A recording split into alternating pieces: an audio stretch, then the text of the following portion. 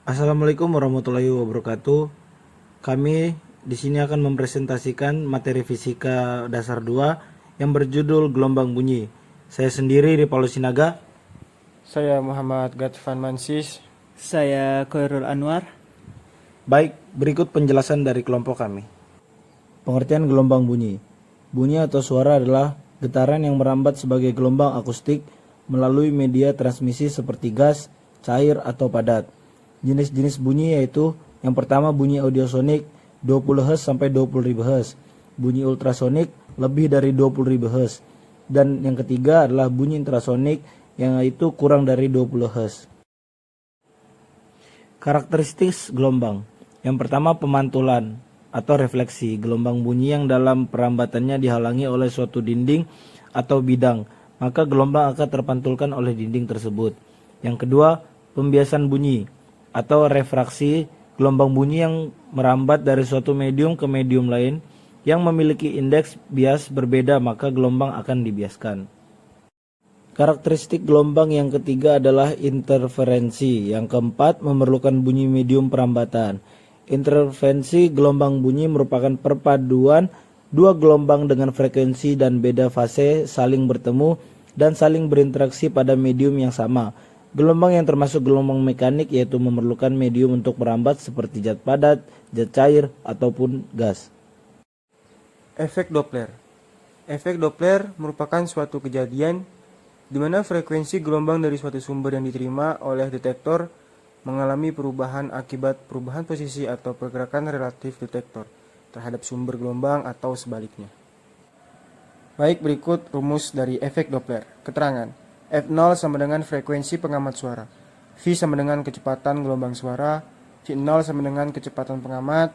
Vs sama dengan kecepatan sumber. Dan Vs sama dengan frekuensi aktual dari gelombang suara. Cepat rambat gelombang bunyi. Bunyi adalah jarak yang ditempuh oleh sebuah titik pada suatu gelombang bunyi sebagai rapatan atau renggangan tiap satuan waktu dalam zat padat, zat cair, dan gas. Dawai. Apabila senar atau dawai gitar dipetik, gelombang transversal yang menjalar pada dawai akan dipantulkan oleh kedua ujung terikatnya sehingga berinterferensi membentuk gelombang stasioner. Pipa organa. Pipa organa adalah alat yang menggunakan kolom udara sebagai sumber bunyi.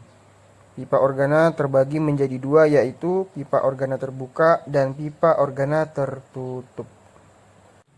Intensitas dan taraf intensitas. Taraf intensitas atau TI. Bunyi adalah nilai logaritma perbandingan antara intensitas bunyi dengan intensitas ambang pendengaran dan dinyatakan dalam desibel.